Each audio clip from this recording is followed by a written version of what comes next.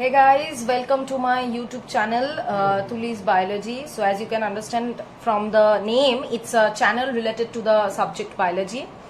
So here in this channel, obviously I will upload all the related topics of biology that is very difficult for the students nowadays to understand. So I will upload or update all the videos in this channel. So guys, please follow my channel, like, share and subscribe, and also do comment if you are having any problem in any part of the biology or in any part of the subject. So please do comment, let me know your problems. And today I am going to do my first video for this channel, and the topic on today which I'll do, that topic is cell. Okay, so what is cell? It's a very known idea, or it's a very familiar topic to us from like class 5 to 6. We are being taught what is cell, what is it, what is its function. So we are very much familiar with it, but it's a very descriptive area. It's a very vast area of the biology subject. Okay, so what is cell? Now, as we have known from a long period of time that yes, cell is the basic unit of the life. It is the basic structural and functional unit of the life. So in this video I am going to describe it more vividly, more thoroughly. See, all the part of the cell or all the things of the cell I cannot do it in my first video. It will not be completed. So it's my part 1 of the cell. I'll try to complete part 1 of the cell. The subsequent parts I will release later. Okay, so please do watch my video, and if you're having any problem, then please do let me know in the comment section. So let's start up with our topic, the cell. So the topic, as I've told you, is the cell. So cell means it is the basic structural and functional unit of our life, or of our body, or of any organism. Okay, so this cell was first discovered by Robert Hooke. We all know this name, very familiar with the name. We are in the year 1665. Okay, Robert Hooke was the first one who discovered this cell from the cork cap. Okay, he placed it under a microscope and he saw some structures like the honeycomb structures like it, and he saw them under the microscope, and he found out these structures kindly resembling the cellular structure of any gel or any cell. So that's why he termed it as the cell. Now afterwards many researches have been done, and after a lot of time, in the year 1839 most probably, the cell theory, okay, the cell theory has been proposed. Okay, by whom? By two scientists. One is Schleiden and another one is Schwann. So Schleiden and Schwann. So these two scientists actually proposed their different ideas regarding the cell, and combining their ideas, a theory has been made which is known as to us the cell theory. Okay, now what are the points of the cell theory? First point of the cell theory is that all the living organisms are made up of one or more cells. Okay, that means it is being clear that yes, cell is the basic structural and functional unit of any living organism or of our life. This is point number 1. Number 2, each cell can function individually. That is, a cell is the functional unit of the body, but the cells work in an integrated manner within the whole body. So the second point is kind of related with the first point. Yes, it is, the cells are functioning individually within our body. So from here we can conclude it is our functional unit of the body. Number 3 is that each organism originates from a single cell. you just think of in our case, when the fertilization is being done, that is the sperm and ovum fuses, it gives rise to a single cell, and we call that single cell as zygote. Now this zygote divides and redivides repeatedly to form the embryo, and ultimately an whole new organism develops, or a whole new individual develops from a single celled zygote. Am I clear? So this is regarding the cell theory. Now moving to our next topic, that means what are the types of the organisms depending on the number of cells. So depending on the number of cells, the organisms are two types. What are they? Unicellular and multicellular. So unicellular, the word uni means one, and multi, you know the word multi means more than one. So unicellular means the organisms or the individuals who are made up of one cell or single celled organism. That can be bacteria, that can be protozoans. Okay, so the organisms which are having only one cell, those are termed as unicellular. Coming to the multicellular point, multicellular means composed of more than one cells. Am I clear?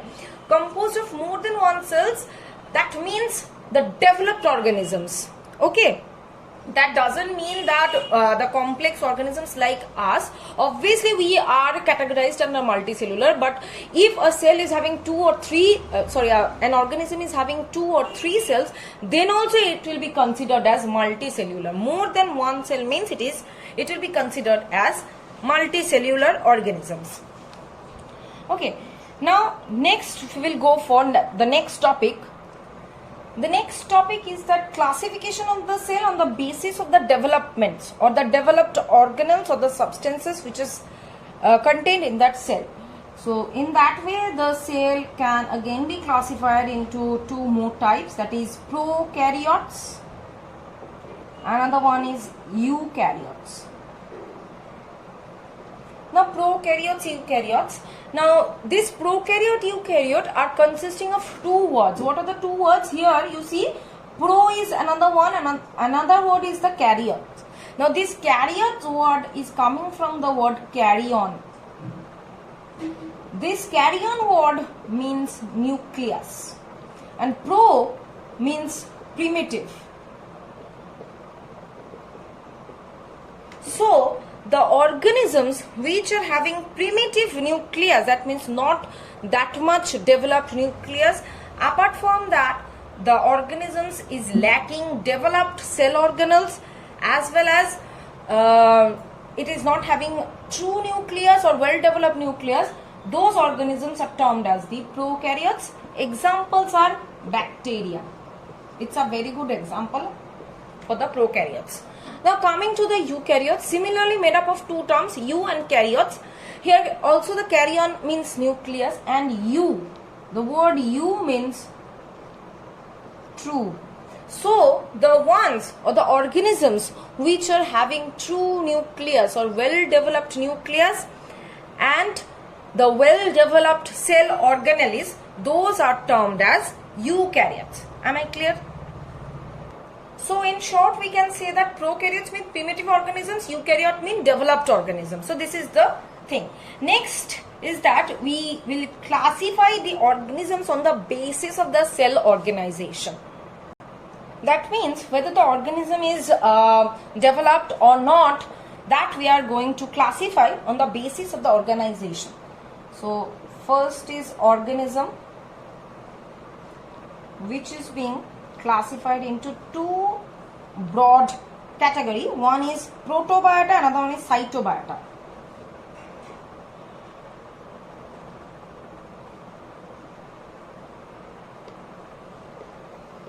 Now protobiota means it's acellular.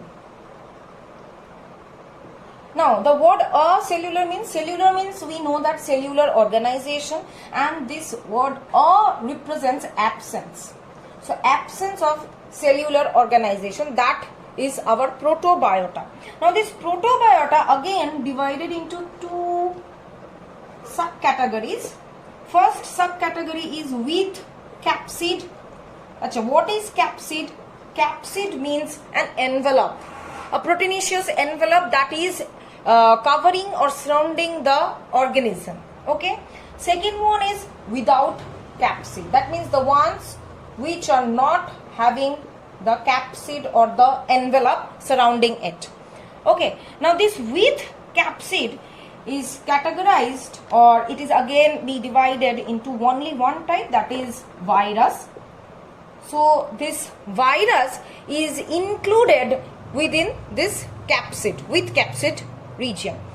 Now without capsid, and this without capsid region is containing two parts. One is viroid, another one is prion.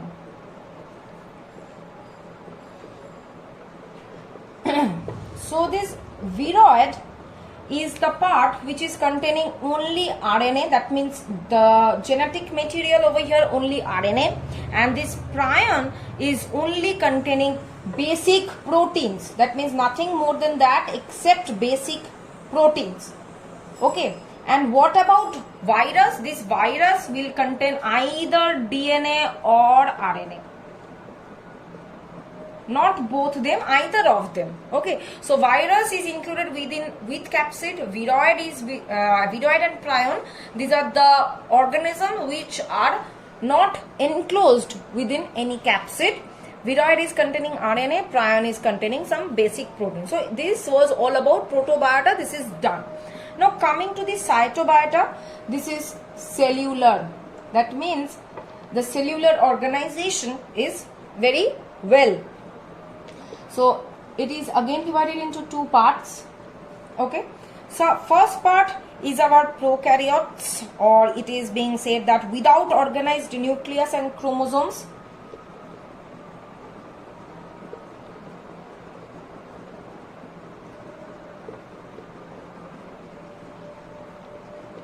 So this is our prokaryotes.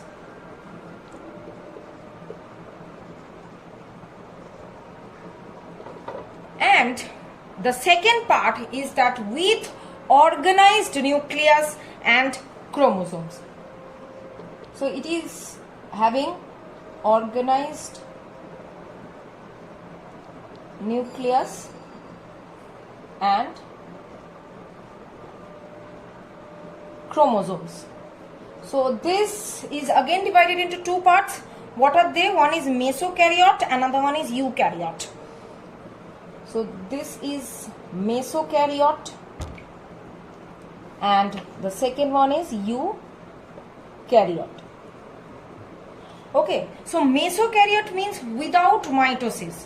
Chromosome is basically with acidic protein, and eukaryotic means mitosis is present, or mitosis takes place over there, and the chromosomes are with the basic protein. Mesokaryote means the chromosomes are with the acid protein, and eukaryote means chromosomes are with the basic protein.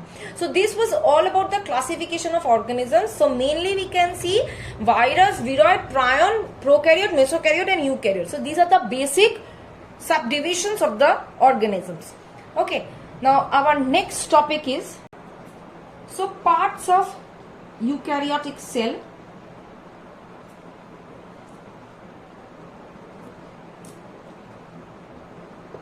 So basically the eukaryotic cell is divided into two parts, broadly classified. First part is the cell covering, or the membrane that is protecting the cell. Second part is the inner content of the cell, that means which is present within the cell covering. Okay, that inner content of the cell is termed as protoplasm. So these are the two basic parts. Now coming to cell covering. Cell covering is of two types. One is cell membrane, another one is cell wall. So cell wall and cell membrane. Cell wall is mainly present in plant cells and bacterial cells. This cell wall is not present in the animal cells, but cell membrane is present in both the types of cells. That means in animal, plant cells, bacterial cells, everywhere. Now coming to the protoplasm. This protoplasm again divided into two types. One is cytoplasm, another one is nucleus.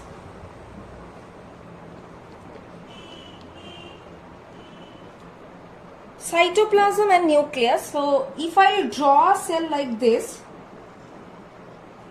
it is having two membranes. We have to keep it in mind that these two membranes are the cell covering.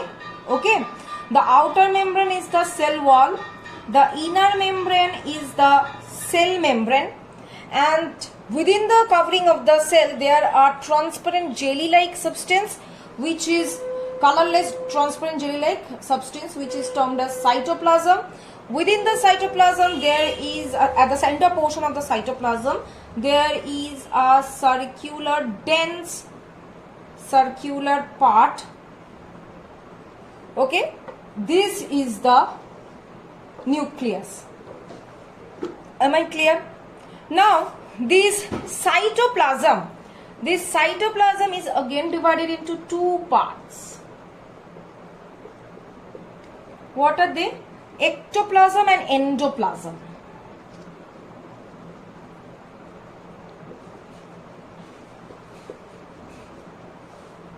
Ectoplasm means the cytoplasm which is situated at the periphery region or peripheral region of the cell or towards the membrane. The cytoplasm which is present towards the membrane, that is ectoplasm, and the cytoplasm which is situated towards the center or towards the nucleus or within the inner of the cell, that is known as the endoplasm. Understood?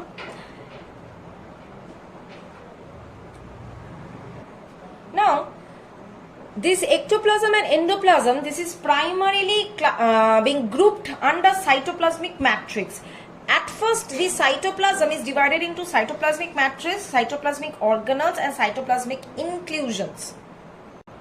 So here I am just rubbing the diagram and just giving the divisions of cytoplasm and nucleus because it's going to take a lot of place.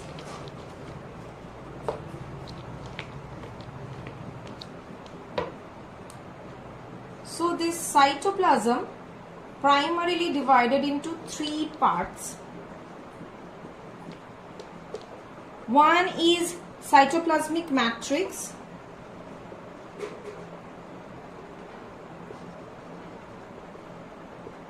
Second one is cytoplasmic organelles.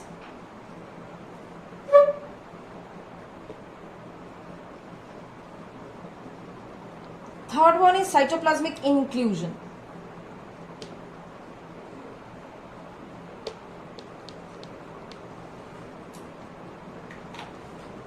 Okay, now coming to cytoplasmic matrix, just now I have explained it is containing of two parts, ectoplasm and endoplasm.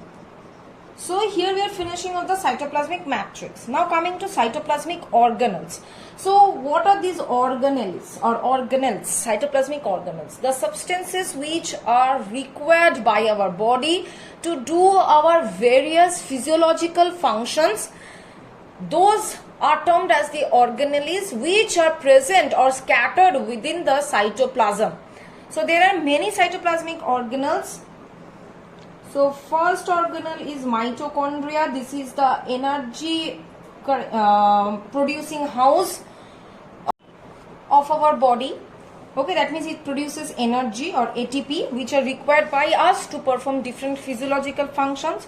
Second one is ER or endoplasmic reticulum. So also one of the important cytoplasmic organelle.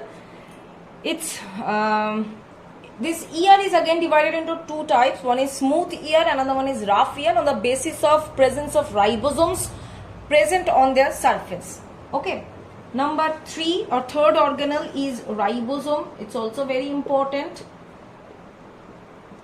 It's mainly associated with the protein production in our body or synthesizing of protein. Next is Golgi body.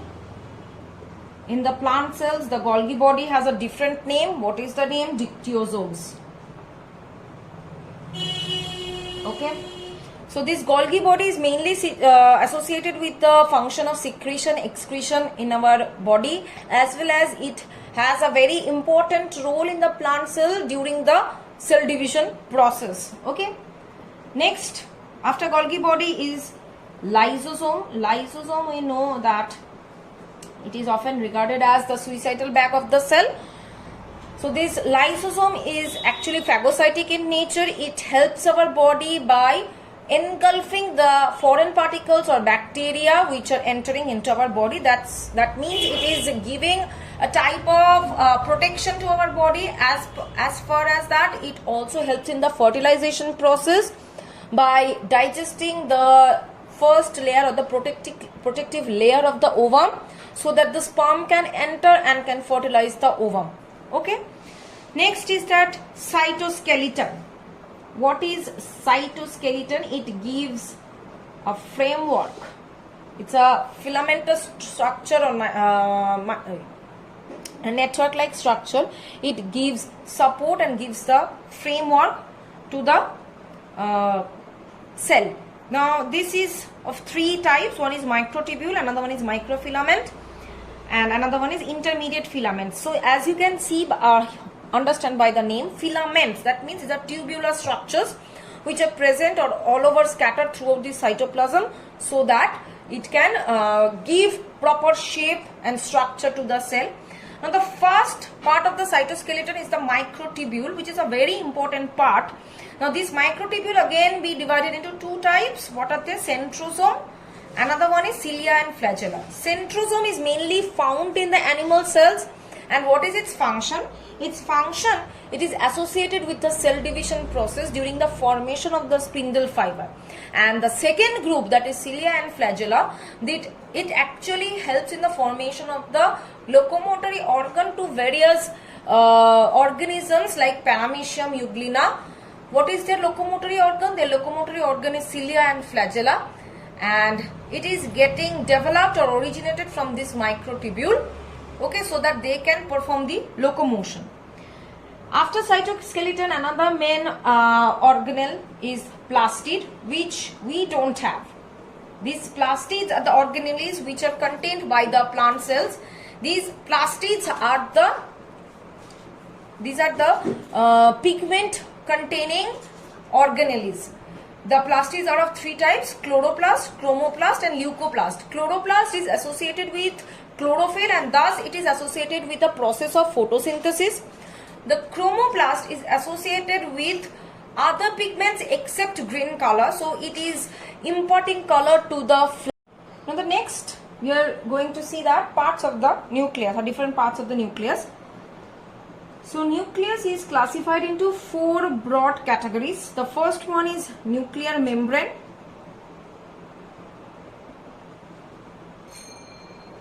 The second one is nucleoplasm. The third one is chromatin reticulum.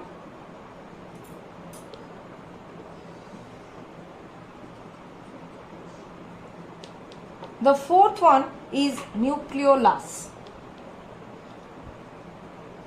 So these are the four parts of the nucleus. So if I am going to draw a nucleus,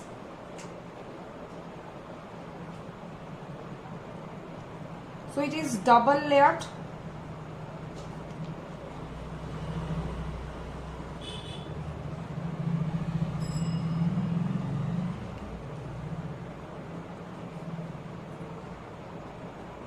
Okay, this double layered is actually the nuclear membrane, and this within the nuclear membrane there are the jelly-like transparent viscous fluid, which we call it as the nucleoplasm.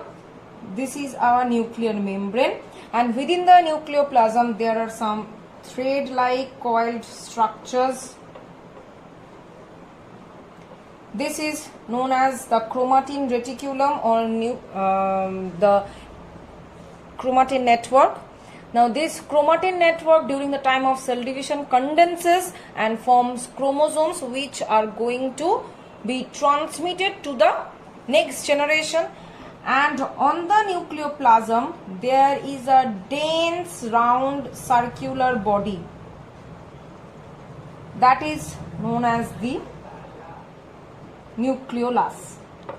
Okay, now this nuclear membrane is not continuous, it is having some gaps or some breaks, you can say.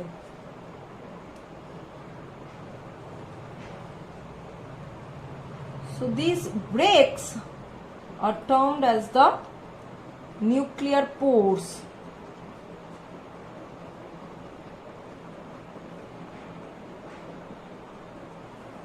So these regions are termed as the nuclear pores,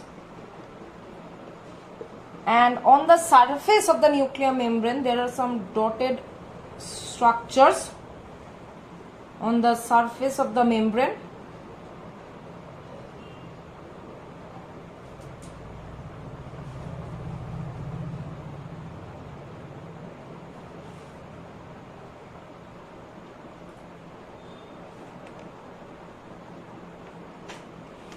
These dotted structures are nothing but the ribosomes, which are going to help in the protein synthesis part, and the space between the two membranes of the nucleus, okay, this space is termed as perinuclear cisternae.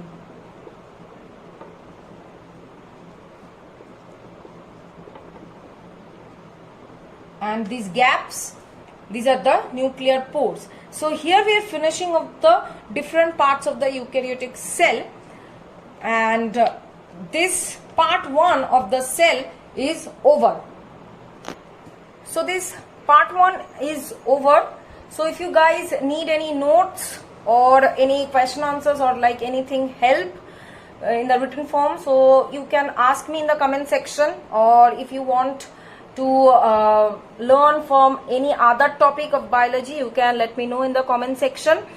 So here I am finishing up the video, and I am going to publish my videos on Wednesdays every week. So please guys, follow it, follow my channel, subscribe it, like, share and comment. Okay, so thank you, bye bye.